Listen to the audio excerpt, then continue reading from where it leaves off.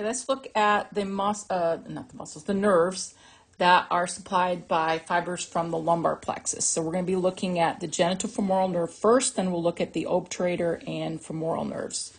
So first, the genitofemoral nerve will branch, and in lab, if you look at the nerve wire guide, you'll see the genitofemoral nerve coming from the lumbar spinal cord.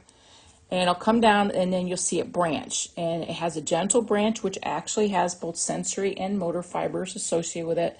The femoral branch only has sensory fibers. And you're going to see both of those branches will be important in a reflex that I'm going to be showing you very shortly.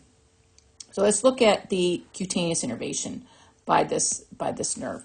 So it does innervate part of the lower extremity, and it's just pretty much up at the upper anterior thigh, kind of near the groin. Okay, so that would be from the femoral branch. It also innervates external genitalia. So here in the male, you see kind of where that light blue is. So this would be the scrotum in the male. Okay, in the female, it innervates the mons pubis as well as the labia majora. So that's kind of get the idea of genital branch. I'm only going to give you one example of a motor function of the genitofemoral nerve, and we're going to show it to you in the male. So the genitofemoral nerve innervates a muscle called the cremaster muscle. This is a skeletal muscle that is found around each testis in the male. Okay. What happens is the muscle is actually very important in kind of changing the distance the testes is from the body. The spermatogenesis has to occur a couple degrees less than body temperature. That's why the testes are outside the body. But if it's too cold, the cremaster muscle actually contracts and moves the testis closer to the body. If it's hot, it relaxes and keeps the testis further from the body, which is very important in maintaining proper spermatogenesis. Well, what we could do to test the functioning of the genitofemoral nerve is what a medical professional will do is they'll stroke the inside of the thigh near the groin where it's innervated by the femoral branch of that nerve. That information is carried up to the spinal cord, and what happens is the cremaster muscle would be stimulated to contract on the side that was stroked. And what would be observed is that the testes would move closer to the body. This is often done. This is not something you just do, just run of the mill. Let's just test this. Is if they suspect a male has testicular torsion, where the spermatic cord becomes coiled up, and what's in the spermatic cord are blood vessels as well as nerves. And so if they do this reflex on a male and there is testicular torsion, you're going to have a diminished reflex. They need to fix this because you're also blocking blood flow to the testes. So they have to fix it if they notice that there is testicular torsion present. Otherwise the male would lose their testicle because of lack of blood supply. The next nerve we're going to look at is the femoral nerve. So the femoral nerve is the longest, it's the largest nerve of the lumbar plexus, and it does have innervation from the second through the fourth lumbar spinal nerves, L2, 3, and 4. And it does go and innervate a lot of the structures in the lower extremities, a little part in the abdomen too. So you kind of see all the different things that it innervates. So we're going to kind of focus in on just a few. So the cutaneous innervation in the lower extremity by the femoral nerve, you see I've listed here, labeled it. So it is going to be innervation of the anterior thigh, skin of the anterior thigh. I should say anterior medial, because you can see a little bit on the side here, anterior medial thigh, and medial surface of the leg, and down to the medial surface of the foot. So you see a little bit right in there. Okay, so this would be all femoral nerve. The motor functions of it. It does innervate the muscles of your anterior thigh, which are referred to as your quadricep muscles. These are the muscles that are your quadricep muscle group. Those are muscles very important in extension of the knee. So knee extension. So right knee extension. So extending the knee, you're seeing straightening of the leg at the knee joint. Okay, so we see it here. It's a movement of the leg that you're seeing. This is often what they're looking for if they're testing what we call the knee jerk reflex, where they tap the patellar tendon, which would be right here with a reflex hammer, and it would cause contraction of the quadricep muscles, and you would see extension of the knee in response to it.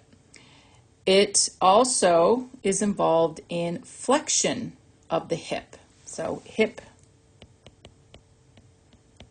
flexion. So hip flexion is where you're decreasing the angle between the thigh and the pelvis. You'll see kind of as a result. You can see here, it can be with a straight leg or a bent one. But in both of them, you're seeing that angle between the thigh and the pelvis decreasing. This is obviously very important in walking. So technically, what you ultimately see that knee going up and forward one way or the other. So this is hip flexion. And the femoral nerve innervates a muscle called the iliacus muscle, which is part of a muscle called the iliopsoas muscle. So, which is a major hip flexor. And also it does innervate a muscle called the pectineus muscle, which is one of the adductors. But this is, we're going to ignore that, but it is involved in adduction. I'll show you what adduction of the hip looks like very shortly, because the next nerve is going to be really important in that one. Now, the obturator nerve is a nerve, also has innervation from the lumbar plexus, and also L2 through L4, but not, you see kind of it's not as much here that you're seeing. So the obturator nerve actually travels through these openings that you see here in the os coxa. Those are called the obturator foramen, because that's something you'll have to identify later when you're doing bones in lab. So I just want to tell you that's called the obturator foramen because that nerve travels through that. The obturator nerve does have innervation to just a little bit of the medial part of the upper thigh. Okay, so it does have sensory information there. But it does innervate all these muscles that are of the adductor group. So these, I'm going to put these ones because those are the ones I have students identify in lab. So the adductor group are muscles that are going to allow you to kind of move that limb, in this case the hip, closer to midline. Okay, so here it's a movement of the hip. So here it's hip adduction. And you also sometimes are referred to as thigh adduction. So adduction of the hip. Okay, so that's what the obturator nerve does. The sciatic nerve is the largest nerve of our body. It's huge.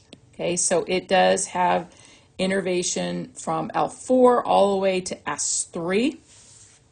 And it is a very, very large nerve that runs down kind of through the buttocks, but it does not innervate any muscle in the buttocks. Runs down, but it will innervate muscles in the posterior thigh and ultimately muscles down in the lower limb after it branches. But damage to the sciatic nerve, these like the tibial nerve and the common fibular nerve, those are supplied by the sciatic nerve. So it's going to be important in a lot of movements that we see in the lower limb or lower extremity. Now, sciatic does have cutaneous information or innervation to the lower limb, or say the leg, and the foot, except for the part where I told you about the femoral. So over here and the most part of the foot, the rest of that is sciatic. Femoral would be the little bit that you see there. So that's the sensory innervation from the sciatic nerve. The motor, so it innervates these three muscles in the posterior thigh that are referred to as your hamstring muscles: biceps femoris, the semitendinosus, and the semimembranosus. Those muscles are very important in what referred to as knee flexion. This movement is where you're bending the knee joint. which decreases the angle between your thigh and your lower leg. So between your, technically your femur and your tibia. So you're seeing knee flexion here. It also is innervates, the same muscles are also involved in extension of the hip, so hip extension. Now, I do have to admit, the major muscle important in hip extension is the gluteus maximus, which is not innervated by the sciatic nerve, but the hamstring muscles also contribute to hip extension. Okay, so you have, you're kind of decreasing the angle, or not decreasing, you're increasing the angle between the bones in hip extension. This would also, besides what you see here, would happen if someone had their hip flexed and they were bringing it back down. So it's creates that straight line between your legs and your torso. That's hip extension. So, so extension and flexion are just opposites of each other. It does also innervate a lot of the muscles in that involved in movements of your foot. So I'm showing you some different movements. Okay, you see plantar flexion and dorsiflexion. So the difference between the two, I should say. The plantar flexion is where your foot is pointed down and away from your leg. Think of the plantar region is that sole of your foot. So you're bending that foot toward down and away from your leg. Dorsiflexion is flexion of the foot in an upwards direction, kind of where you're moving it closer to your shin. The dorsum of your foot is right here, so you're kind of moving it this way. Okay, so the just kind of little heads up, there's some muscles in your lower limb that you may have to know. So I'm going to kind of show you some of them that are kind of responsible for dorsiflexion and or plantar flexion. Okay, so here on the anterior, so I can get my color, oops, thing's dead. All right, so here on your anterior leg is called the tibialis anterior.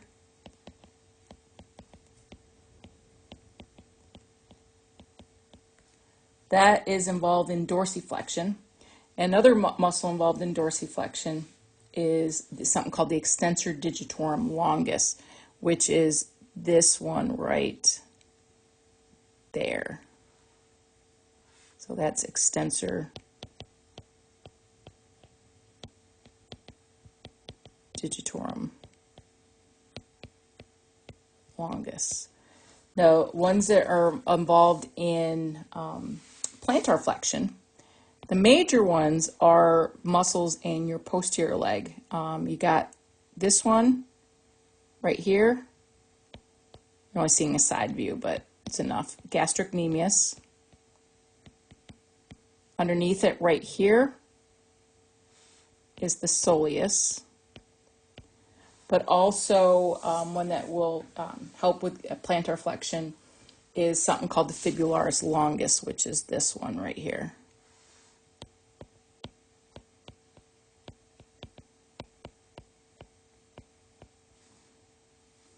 Now the other movements of the foot that are ultimately impacted if the sciatic nerve is damaged is inversion and eversion of the foot. Inversion is where you turn your sole medially inwards, and eversion is where you turn the sole of your foot laterally. So in, again, the lower extremity, in your leg, we have the tibialis anterior is going to be here again. This one is involved in inversion. I'm just going to write inversion. That's the tibialis anterior. And eversion is going to be this one, fibularis longus. That's involved in eversion. And the extensor digitorum right here, longus. Those two are involved in eversion. Okay, and those are some of the muscles that I have students identify later in the semester. I just want to kind of, so you kind of were aware of them. Now, the last nerve we're going to look at is the pudendal nerve. Pudendal nerve has fibers from ultimately, obviously, the sacral plexus, but the S2, 3, and 4 spinal nerves. And that's one of the mnemonics I always remember.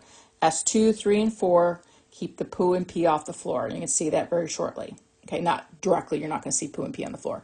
But the pudendal nerve is going to supply structures in the external genitalia as well as kind of in the pelvic cavity. And I'll show you kind of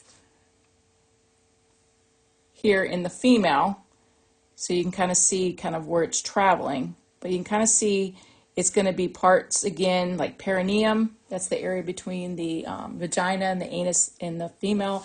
The parts of the external genitalia would be another one. In males, you do have, again, the parts of the external genitalia here. It's right, that purple part right here, that base part of the scrotum would be here. It does also have innervation to the penis. So it does have external genitalia in both males and females. Also perineum in the male, I should say that too. But even more importantly, the motor innervation for both males and females is it innervates the external anal sphincter, which is a skeletal muscle, as well as the external urethral sphincter, which is here. Here they're showing it in a male, here's in a female. Both of those are skeletal muscles. So external anal sphincter is very important in keeping fecal material in your rectum.